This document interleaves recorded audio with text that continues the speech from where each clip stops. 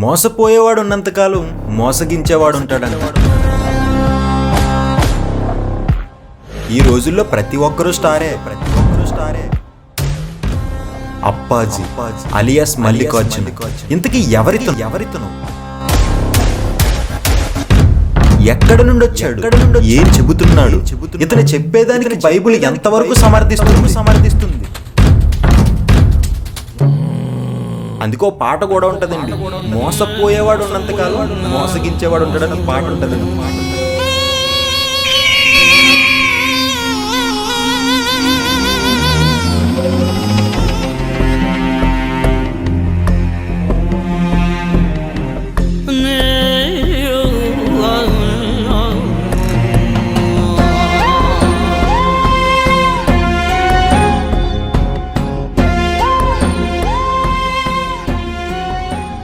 ప్రతి విషయాన్ని కూడా క్లియర్ కట్ గా మనం చూద్దాం.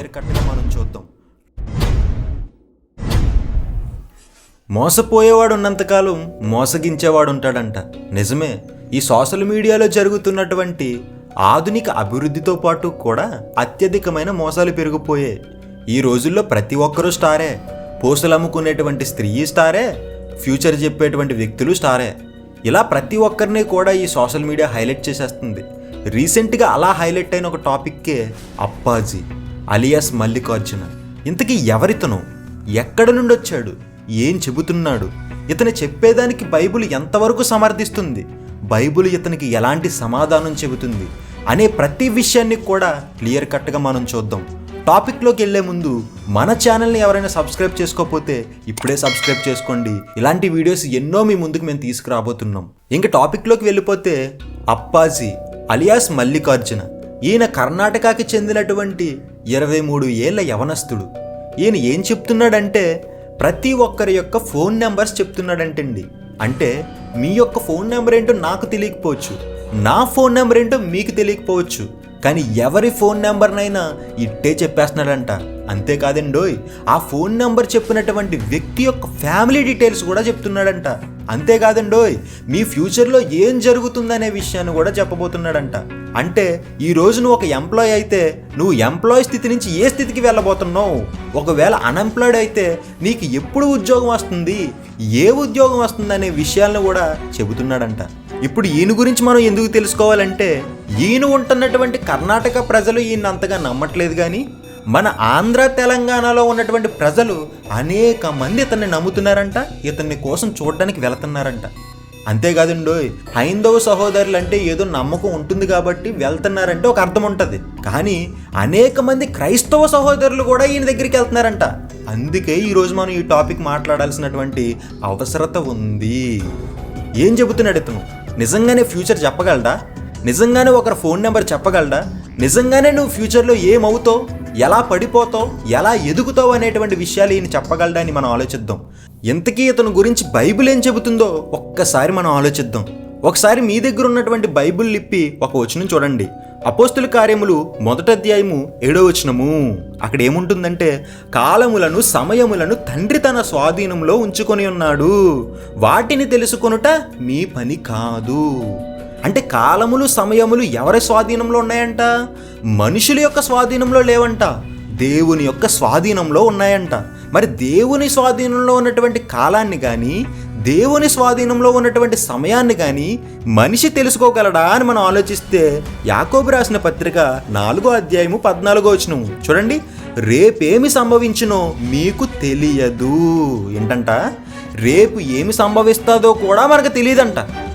రేపేం సంభవిస్తుందో మనకు తెలియలేనప్పుడు ఫ్యూచర్లో 2 సంవత్సరాల తర్వాత, 3 సంవత్సరాల తర్వాత, 4 సంవత్సరాల తర్వాత నీకు ఏది జరుగుతుంది, నీకు అది జరుగుతుంది అని చెబుతున్నాడంటే అది నిజమా అబద్ధమా? మీరు ఆలోచించండి.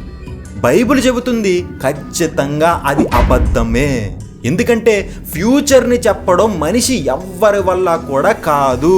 ఫ్యూచర్ చెప్పేటువంటి శక్తిని దేవుడు ఏ మనిషికి ఇవ్వలేదండి. దేవుడు కాలాల్ని, సమయాల్ని తన స్వాధీనంలో ఉంచుకున్నాడు.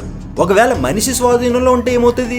రేపు ఒక వ్యక్తి ఒక ఊరు వెళ్తున్నాడు అనుకోండి, ఊరు వెళ్తున్నప్పుడు యాక్సిడెంట్ అవుతుంది అనుకోండి, యాక్సిడెంట్ అవుతుంది అనే సంగతి ముందే అతనికి తెలిసిపోద్ది కదా. అప్పుడు యాక్సిడెంట్లే జరగవు కదా, ప్రమాదాలే జరగవు కదా. అలా అయితే కరోనా వస్తుందనే విషయం మనకు తెలిస్తే అసలు ఆ కరోనా రాకుండా ముందే జాగ్రత్త పడతాం కదా. అంటే ఫ్యూచర్ అనేది మనిషికి తెలియదు. మరి ఫ్యూచర్ తెలియకపోతే మరి అతను ఎలా చెప్తున్నాడు బ్రదర్? అతను ఎలా చెప్పగలుగుతున్నాడు బ్రదర్? మరి ఆయన చెప్పేస్తున్నాడు కదా ఫ్యూచర్లో నువ్వు ఇదవుతావు అదవుతావు అని ఆయన చెప్తున్నాడు కదా, ఎలా చెప్పగలుగుతున్నాడంటే బైబిల్ దానికి ఆన్సర్ ఇస్తుంది చూడండి. ప్రసంగి గ్రంథము 10వ అధ్యాయము 14వ వచనము. ప్రసంగి గ్రంథము 10వ అధ్యాయము 14వ వచనము. కలగబోవున్నది ఏదో మనుషులు ఎరుగక యుండినను బుద్ధిహీనులు విస్తారముగా మాటలాడుదురు. ఏంటంట? కలగబోవున్నది ఏదో మనుషులకి తెలియదంట. తెలియకపోయినా ఏం చేస్తారంట? బుద్ధిహీనులు విస్తారంగా మాట్లాడతారంట. నిజమేనండి, ఏదో తెలియదు. ఫ్యూచర్ ఎవ్వరికి తెలియదు. నీకు నీ ఫ్యూచర్ తెలియదు, నాకు నా ఫ్యూచర్ తెలియదు. ఇప్పుడు నేను ఏదో నీకు చెప్తాను, అమ్మా నీకు మంచి జరుగుతుంది, నీకు అది జరుగుతుంది, నీకు ఇది జరుగుతుంది అని నేను చెప్పగానే నువ్వు ఈజీగా నమ్మేస్తావు. అంటే మనకు ఫ్యూచర్ తెలియదు కాబట్టి అతను ఏది చెప్పినా మనం నమ్మేస్తాం. కానీ దేవుడు చెప్తున్నాడు బుద్ధిహీనులు విస్తారంగా మాట్లాడతారు. రేపు ఏమి జరుగుతుంది అనే విషయమే మనకు తెలియనప్పుడు ఫ్యూచర్ నువ్వు ఎలా చెప్పగలవు? మరి ఆ బ్రదర్ చేస్తుంది ఏంటంటే ట్రిక్స్ అండి. ఇవన్నీ ట్రిక్స్ అండి, మ్యాజిక్స్. ఎలాగంటే అతనికి సంబంధించినటువంటి వ్యక్తులే జనాల్లో కలిసిపోయి మాటల్లో కలిపి అతని యొక్క సమస్యలు తెలుసుకుంటారు, నీ పేరు తెలుసుకుంటారు, నీ ఊరు తెలుసుకుంటారు, నీ బంధువుల గురించి తెలుసుకొని అతని దగ్గరికి ఆ ఇన్ఫర్మేషన్ స్లోగా పట్టుకెళ్ళి పాస్ చేస్తారు. అప్పుడు అతన్ని పిలిచి చెప్పేస్తుంటాడు. చెప్పే కానీ ఏదో ఇతను నిజంగానే చెప్పేస్తున్నాడు అనే ఫీలింగ్ జనాలందరికీ వచ్చేస్తుంది. లేదంటే తన వాళ్ళనే కొంతమందిని కూర్చోబెట్టేసి జనాల్లో వాళ్ళనే పిలిచి వాళ్ళతోనే మాట్లాడతాడు. ఈ విధంగా జనాల్ని ఎంతోమంది మోసం చేస్తున్నారండి. ఇతను ఒకడే కాదు, ఎంతోమంది జనాల్ని మోసం చేస్తున్నాడు.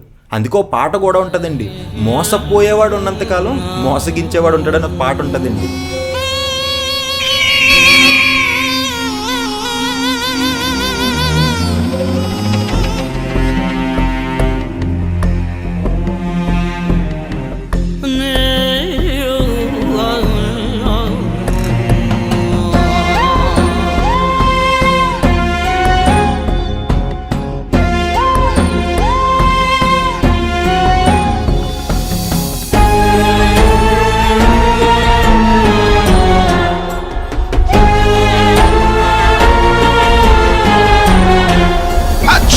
పీనుగు ఉన్న చోట గ్రద్దల గుంపులంట, అంతులు చూపు బాట గుంటకు చేర్చునంట. మోసపోయేవాడు ఉన్నంత కాలం మోసగించేవాడికి పంచభక్ష్య పరమాన్నం. నిజమే కదా. కాబట్టి ఇలాంటి మోసాలకి దయచేసి మీరు లోను కావద్దు.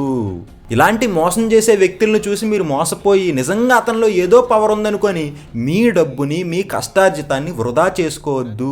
ప్రపంచంలో ఏ ప్రశ్నకైనా ఆన్సర్ చెప్పగలిగేది బైబిల్ అని మళ్ళీ మనకు దీని ద్వారా రుజువైంది. దయచేసి అలాంటి మోసగాల్ని నమ్మద్దని మనస్ఫూర్తిగా కోరుకుంటూ మీకు అందరికీ కూడా సెలవు పలుకుతున్నాను.